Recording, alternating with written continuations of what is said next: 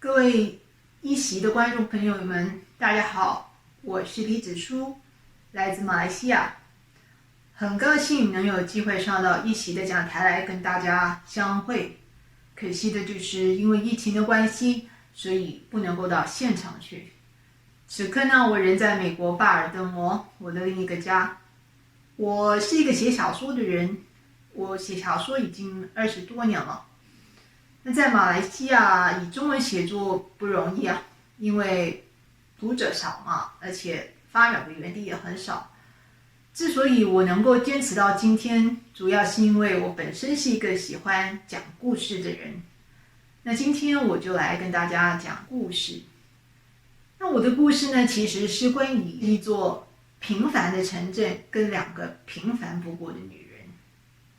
为什么是女人呢？这就要说到我最新的长篇小说《流俗地》去年在中国大陆推出了。这是一部群像小说，书里面写的人物很多，那其中6-7成吧都是女性。这么多的女性，以致很多人把这本书当成是女性主义小说来看待的。而我自己呢，我想我本身就是个女的嘛，我一个女作家，用女性的视角去书写女性的故事，好像是很自然的事情。再说呢，我自己本身就是在一个充满女性的一个环境里面长大的。比如说我母亲她生了4个女儿，没有儿子，我呢就是老二。那家里的父亲呢，因为常年都不在，所以家里一屋子都是女性。我母亲娘家的姐妹也特别多，她跟姐妹们的来往比较密切。到了我上学了，我上的中学是一所女校，就是班上全部都是女生。也就是说，我的整个成长过程其实都是围绕着女性的。那直到我想要以老家为背景写一部小说的时候，那很自然的随着情节的开展，我脑子里面蹦出来的全都是我在生命当中看过的、接触过的和我所认知的各种各样的女性。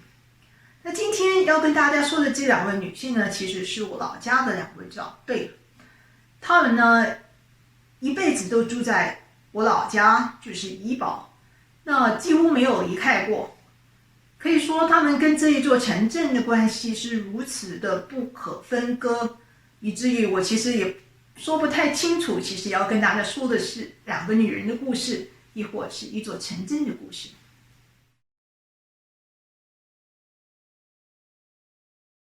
好吧，先来介绍一下我说的这所城镇。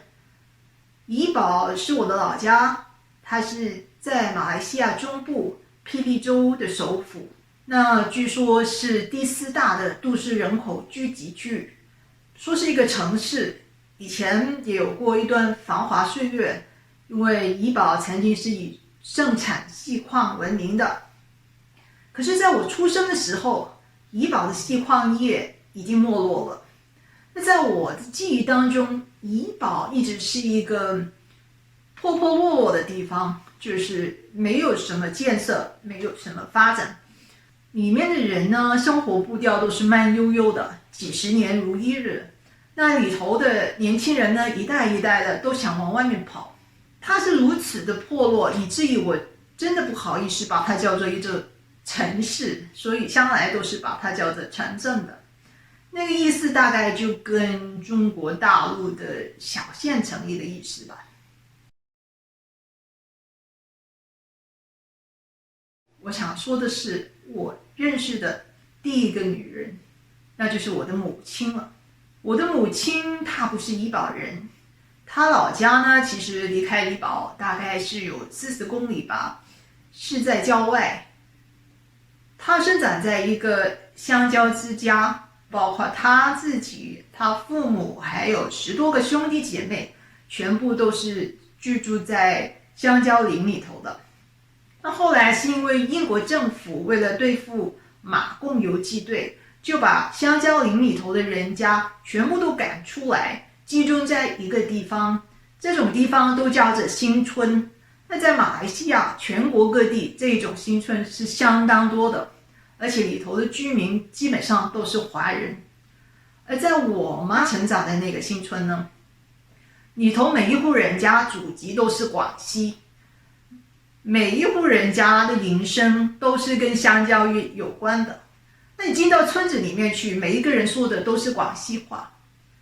在这样的情况之下，在这样的年代，我母亲她是没有机会上学的。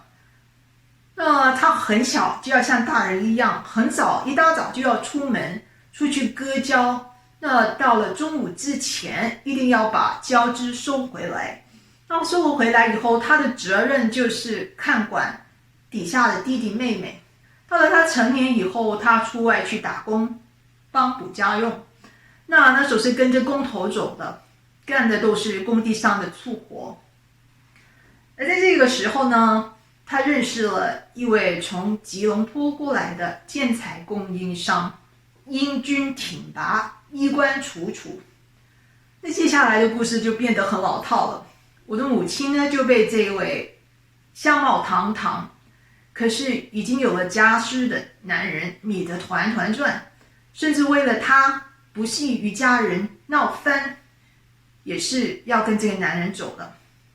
而这个男人呢，就不敢把我母亲带到吉隆坡去安置，而是在怡保找了地方租了一栋房子，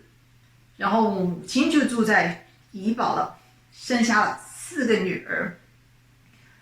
她就成为了一个怡保人，一生都捆绑在怡保。那当年在我母亲的眼中，这却是一个非常可怕的地方，因为人生路不熟，因为她像是一个村姑一样出来了一个城市，她除了广西话以外，只能说一点的广东话，一点点的华语，是完全不懂得说国语。我们的国语是马来语，还有英语的。那在城市生活对我母亲来说是一件很困难的事情，尤其她还是独自一个人。因为我父亲呢，他家是在吉隆坡的嘛，所以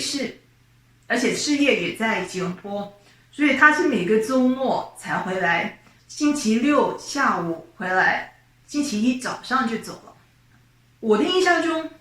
母亲一直是一个胆子很小，很没有见识，有点无能，很胆怯，很自卑的一个妇人。怎么说呢？比如说小时候，我们家里很穷，我父亲他嗜赌，那经常呢就会把原来要给我们的家用都输光了在赌桌上，所以家里时常缺钱，总是欠着房东的钱，还有也欠了水电局的钱。经常有水电局的官员上门来要切断我们的水电。那时候总是父亲不在啊，那我记得每次只要有人在外面叫门，用马来语叫门，我母亲就很害怕。她看一看外面的人可能只穿着制服的，她唯一的反应就是把我们几个孩子全部都揽过来，就慢慢的后退，退到房子后头的某一个角落，不作声，也叫我们不要出声，就是要假装家里没人，好像这样子就能够逃过去。那时候我的感觉是很窝囊啊，我觉得母亲语言能力不好，不能沟通，而家里又实在是拿不出钱来，母亲就觉得如果出门去应对的话，让邻居看见眼里，实在是让全家人都觉得很丢脸。那再说另外一个事情，这个事情一直在我的脑海当中印象很深刻，它是我小学的时候的事情。我是一个很孤僻也不喜欢上学的孩子，那我对小学的那个生活是没有什么记忆的，可是这一项事情我是特别有感受。那就是我们学校呢，每年年终的时候就有这个家长日，就是老师会请家长过来，就跟老师谈论一下学生的功课呀、表现呀。因为家长日是一定是在普通的上学日嘛，那父亲是一定不在的，他只有周末才回来。那家里有母亲，可是家里呢实在离开学校太远了，我上的学校呢离开家里超过10公里。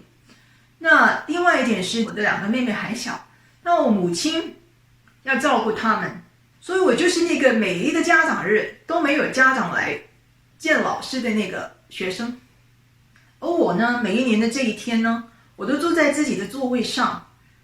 看着一个一个同学的家长进来，向老师鞠躬。那每一次他们进来呢，老师就会把那个家长的孩子叫过来，见过了老师以后呢，家长就可以直接把孩子领走了。而我呢，总是坐在那边看着别人的父母进来，然后经常就看着外面门外的那些白花花的阳光，每一年都在幻想会不会今年母亲会给我一个惊喜，她突然良心发现，她会突然出现在那个白花花的阳光当中，然后我母亲来了。每一年我都这样幻想，然后每一年这个幻想都没有成真。这样小学6年就过去了。其实上了中学以后还有家长日，也是每年都有的。可是上了中学以后，我就索性不跟家里说，不跟我母亲说有家长日这回事了，因为我明知道她是不会来的。那还有一点，可能那时候我也不想我母亲来了，因为中学的时候呀，我在学校是一个很酷的独立独行的一个学生，老师眼中同学眼中都觉得我酷死了。那我其实心底里面多少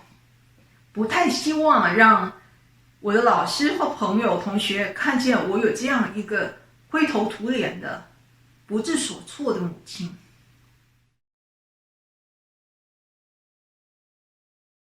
时光飞转，就到了2016年，那是5、6年前的事情嘛。那年呢，我得了一个奖，是南洋华文文学奖，对我来说是一个很重要的奖，因为它本身有一种终身成就奖的一个意思，而且它是这个奖有史以来我是最年轻的一个得主，又是唯一的一个女作家，所以这个奖对我来说是一个很大的光荣，而且他还给一笔相当可观的奖金。那一年2016年我都40多岁了，那一年我想到有这笔奖金，突然我就豪情顿生，我想我要把妈妈带过去，让她看看我得奖的样子，看看我领奖时候的那种光荣。这时候的母亲也接近80岁了，70多岁，她不是不想，不是不敢，可是这时候的她因为行动已经不太方便，身体虚弱了，很恋家，不是太愿意出门。我看得出来她不是特别兴奋，可是因为是自己的女儿得奖呀，她总是不能拒绝嘛。结果她答应了。那只有在替我们安排着这个行程的时候，我才突然发现一个事情，我又被这个事情吓到了，那就是我在问自己，为什么我出道20年了，之前年轻的时候也算是得了一些让我直觉觉得很光荣的奖，可是我从来没有一次想到过要把妈妈带过去看我领奖。这个事情想起来我自己觉得很不合理，又觉得特别的愧疚。我记得那个颁奖礼是在我们抵埗以后第2天的下午举办的，我就跟母亲在酒店住下来了。那第2天下午的时候，我就装扮啊，对着镜子梳妆。而我的母亲呢，早早就把衣服换过了，她就坐在床沿上看着我打扮。我记得我自己在梳妆镜里头看着自己在前景，后景有母亲的那个身影，她一直在看着镜子里头的我。然后她突然说了一句话，叹了一口气，然后她说：“你跟我真像。”我就被愣了一下，像怎么说？难道说因为经常有人都说我跟我妈长得很像，说我们2个是一个模子里面出来的？每一次我们听到有人这样当面评价的时候，我跟我妈妈就是会大家互看一眼，非常不以为然。那可是那一刻我想，是不是母亲终于承认了我跟她长得很像这个事情呢？可是就在我还没开口的时候，我母亲就接下去说话了。她说：“你只要决定了要干什么事情，就不管别人怎么说，就会一意孤行，自己硬硬走出一条路来。”母亲说的这番话，我就呆住了。我在想，我明白母亲的意思。她这么说，应该是想起来我在10多年前的时候，在毫无具体计划的情况之下，居然辞掉了一份稳定的、看起来挺有前途的新闻工作。那份工作我已经做了10多年，有一天我突然决定要放弃了，从此就决定我要做一个全职作家，是非常没有保障的。那我承认这个事情我很任性，或者最后也总算是勉强走出来了一条路。可是母亲呢？我那一刻想，你凭什么这么说？你想起什么了？你一生怎么样一意孤行？你怎么样走出了一条路？那我心里面虽然我不动声色，可是我心里面反应很大。对母亲的这番话，我非常非常的不认同，激烈的在心里面跟母亲争辩。后来我在去到那个颁奖礼的那个过程当中，整个脑子都是争辩的声音。我就坐在那儿，一直在想着母亲那番话，心里面就跟自己在说，没有，我才不像你，我就不要像你。然后我就发现了一个事实，就是我的人生过程这样子，我一生这么倔强，一生这么好胜，这么任性，经常都豁出去，正是因为我刻意的要挑一条跟母亲相反的路，我要成为一个跟母亲相反的人，我不要像母亲这样活着。而怎么样是一个跟母亲相反的人呢？其实我要做的就是一个勇敢的、有能力面对问题的，不会轻易相信男人的甜言蜜语，不会轻易爱上相貌漂亮的男性，遇到变坏的爱情，能够有勇气撒手，也有能力从一个泥潭当中抽身出来，免得自己越陷越深的这样的一个女性，遇到问题可以挺身而出，有能力解决这样的一个女性，这跟我母亲就是一个相反的人呢。可是为什么到了我都40多岁的时候，我母亲跟我说，我跟她真像，说的好像我们都走了同一条路一样。那我就坐在那个得奖台下，在等着，在我的名字被喊起来的时候，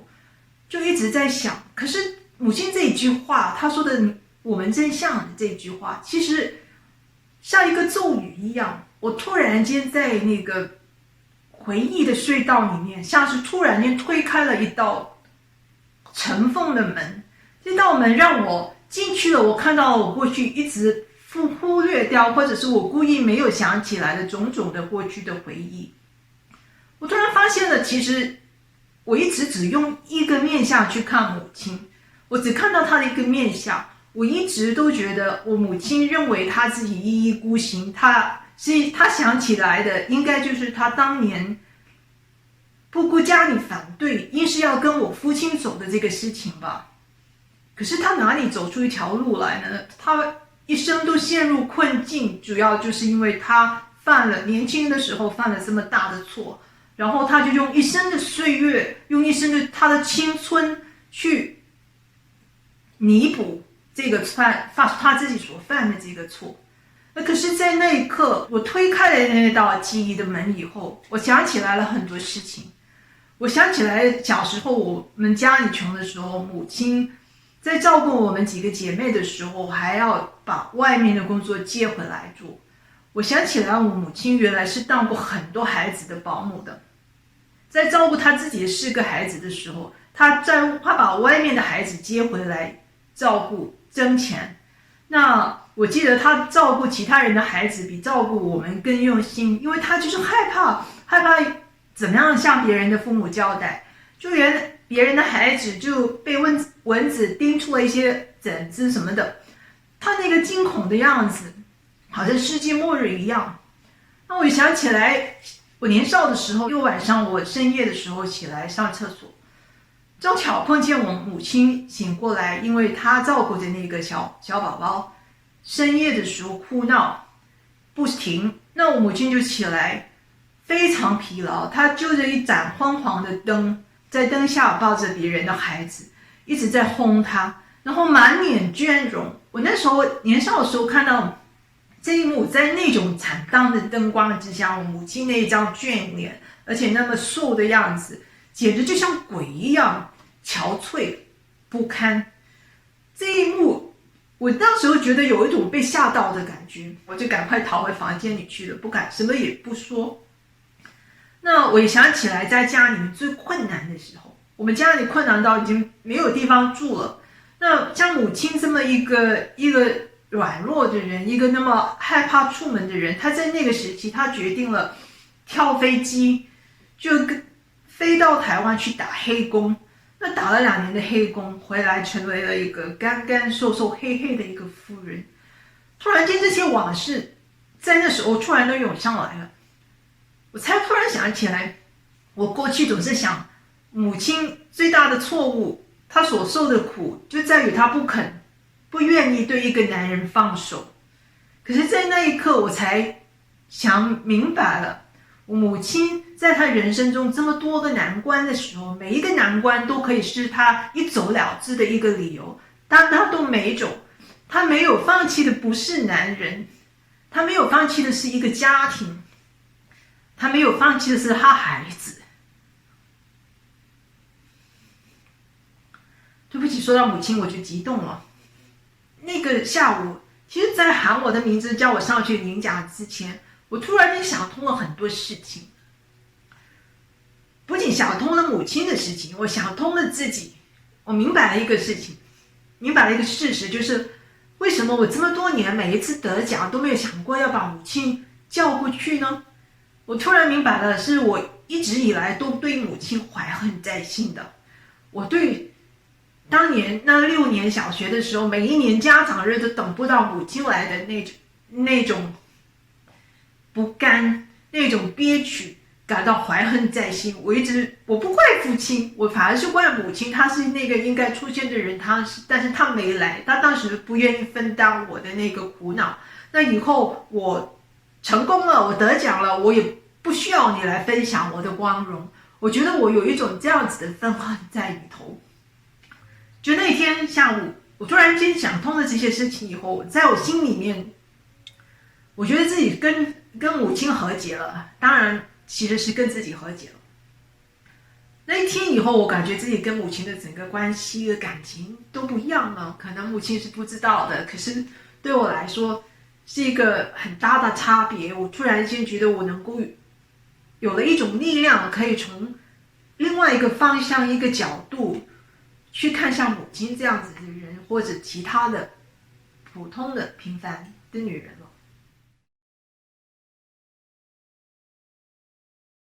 接下来我就说另外一个女人，另外一个女人也是母亲，她是我的朋友的母亲。我这个朋友呢，事实上说起来就是我小学的时候的一个同校的同学，不同班。但他呢跟我不一样，他是学校里面的模范生，每一年呢都要上台去领奖的。可是我小学的时候就是一个很孤僻的孩子，对周遭的事、对周遭的人都不闻不问，所以我小学的时候其实是不知道他的。那后来到我们成长以后了，到社会上混了以后，我们才机缘巧合之下相逢。如果说起来才知道，原来我们当年是同学。甚至也才发现了，原来我们住得非常靠近，其实是一条村子里面的人，可是我们就是一直都擦肩而过，从来不认识彼此。那在我们长大以后，我们见面的时候，情况已经大不一样了。我这个朋友就称他为小戴吧。小戴他这个时候已经是一个不得了的人物，他是一家国际银行的一个高管。他的那个奋斗的故事也是一个非常精彩、非常励志的故事。可是我要跟大家说的并不是他的故事，我要说的是他的母亲，我就叫她戴妈妈吧。戴妈妈是跟我妈妈一样，很普通的女人，要是在怡保街头碰见他，你就觉得他就是一个可能是中下阶层的一个老妇人。这戴妈妈她也是出身贫寒，她的母亲呢，当初就100年前了嘛，就从老家被亲戚拐骗过来南洋的，因为那时候大陆生活苦，很多人到南洋来谋生。他呢，他的亲戚就把他带过来，那时候说要把他要替他找个工作吧，可是就却找了一户人家把他嫁掉了。然后后来他生了几个孩子以后，对方就是她的丈夫告诉她说，他在老家中国大陆已经有了老婆孩子，而且很想念他们，他决定要回去看看他们。结果他一去了就没有回头。马来亚的这边这个老婆呢，没办法呀，一个妇人要带着4个孩子，自己很苦，而且她还不识字，每天就养猪啊、种菜啦，然后还要到深山里面去砍竹子啦，去扛着竹子去交货啦。那因为不识字的关系，经常被人欺骗，那他就很愤恨，他就决定了，就算是从牙缝里面挤出来的，也要弄一些钱出来，就让2个年纪最小的孩子上学去。因为这样子，戴妈妈当时就有机会上学了。那戴妈妈是一个很聪慧的孩子，她在学校学习成绩很好，可是中学毕业以后，家里实在没办法让她再继续升学了。而一个中学毕业的女生，穷人家，实在也是没有出路的。结果她就只有待在家里替母亲做事，然后也在菜市场里面摆摊子卖菜。结果呢，他大户人家的一个公子就看上她了，就是追求她。接下来的故事呢，就是把她娶回家去。那听起来好像就是灰姑娘的故事，真实却不是这样子的。她妈妈嫁过去以后呢，过了几年的非人生活，因为那一户人家全家上下都不把她当人看，非常瞧不起她，就把她当成佣人一样打打骂骂，还不给她饭吃。那最苦的时候，甚至她连卫生棉都没有啊！她被迫要请求邻居带字条回去给她娘家的母亲，请求她母亲买一些卫生棉来给她。那她甚至也不被允许回娘家去，所以是在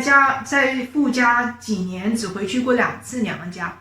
那最后的时候，她实在忍无可忍了。那时候小戴还是一个小孩子，还没上学呢。那她就抱着小戴跑回家里去，跑回娘家去，从此就跟夫家断绝了。她就自己一个人把孩子带大。哎呀，这很苦啊，她跟她母亲一样的苦。那她要出来外面社会打工找工作养大小戴，那小戴偏执身体又很弱，经常生病要找医生。那整个画面现在就转成黑白色了，你就会看到就像粤语残片一样子，非常苦情的调。那母亲呢，经常要去借钱，甚至在小戴雨天发病的时候，要背着小戴再套上雨衣去找医生。你想想这画面，想想要是拍成电影都要嫌它狗血。可是现实就是这样子，这个戴妈妈就一天要打3份工，先送小戴上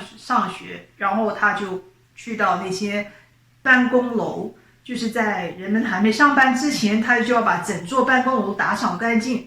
然后她就跑去另外一家旅行社上班当一个文员。然后旅行社傍晚下班以后，他要去人家家里当补习老师，上门去，一家一家的去。那等他完成工作以后，回到家里已经是晚上了，天黑了，然后他就要督促孩子做功课，就替小戴补习。然后做完这些以后，他要忙准备明天早上的早餐什么的。然后做完这些东西，他洗澡睡觉，每天就只有几个小时，就剩下几个小时，3-4个小时睡觉。这样子过了1年又1年，然后幸好小戴是一个非常非常优秀的孩子。那小戴长大以后了，中学毕业以后，他就去跟他的母亲说：“妈，我要去日本读书，半工读，就是自己挣钱打工挣学费。”他妈听了就说：“哎，我支持你。”他怎么支持呢？其实家里一个钱都没有，他就去找他的姐姐借钱了，找姐夫借钱了，然后就筹到了第一笔第一学期的学费，还有一张单程飞去东京的机票，就把小戴送上了飞机。那小戴就一飞走了以后，他母亲就连忙瞒着孩子去找了另外一份工作，这加一份工作就是到餐馆里面洗碗盘的。那因为为的就是要赶快挣钱还人家，后来就跳过去了，小戴就成为了一个成功人士。而戴妈妈呢，你就会想说，她应该是享福了吧？可是没有，我见到小戴的母亲的时候，她都快70了，她还在工作，她还在给自己已经工作了几十年的老东家打工。你想为什么呢？因为她把她自己的一生的所有的价值都建立在有没有工作、能不能挣钱这个事情上。我跟她谈天的时候，我本来想着说，她跟我妈不一样啊，她一直都在社会上打工嘛，她见到的那个怡保的旧时光应该比我母亲要多。可是我真的见到她跟她交谈以后，才发现长年以来她都是没有生活的，在她的字典里面是没有我这个字的，所以她对怡保知道的、了解的、感受的，甚至还不比我的母亲。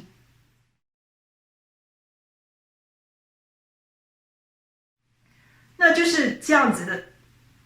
两个女人，就是两个你在街上碰到不觉得她们有什么奇怪的、什么特别的女人，而事实上真的她们人生说起来也没有什么大不了嘛，很平凡啊，没有干过什么，没有什么伟大的了不起的事情。可是自从我跟我母亲和解以后，我觉得我能够用一种不一样的眼光去看待这些看起来微小的普通的女性了。我其实如果把她们的人生故事适当的剪辑起来，把那些部分详实可是适当的组合起来，你就看到这是完全不一样的人。你在这些普通的女人身上看到的那个生命力，你看到她们的那个可怕的那个力量，其实常常是胜过男人的。在面对困难，在面对困境，在面对人生给他的各种，还有命运给他的各种考验的时候，这些平凡不过的女性，她们展现出来的那个光芒，我觉得是很吓人的。而我作为一个写小说的人，我写老家怡保，写到这些女性，其实我并没有去特地去美化她们，我只是想很详实的用我的笔，用我的心中的那把剪刀，把他们的人生剪辑起来，拼起来，让读者看到这些平凡不过的女人的人生里头，如果你懂得挑的话，你去挑到她最精华那些部分，你就发现她完全是一个你意想不到的人，她不是她外表看起来这样的一个无力的、软弱的这样的一个女性。那至于我自己，我觉得那天在新加坡的那家酒店里，那一刻是很重要的，是我人生中或者是我创作路上很重要的一个时刻。我觉得那个时刻就是我想要用了大半生想要逃离，要成为一个跟母亲相反的人，可是就像绕了一个大圈以后，我突然就在这个新加坡酒店的这张梳妆镜里面跟母亲相遇，我们重叠，然后我们看出了彼此之间的共性。我并没有真的成为一个跟母亲相反的人，因为在我说的这个两个女人的故事的时候，其实我知道我真正要跟大家说的是我自己的故事。我从来没有成为这些女人以外的一个相反的女人。以前我可能会很愤恨，可是今天呢，我觉得是很光荣，自己也是这些人当中的一个。谢谢大家。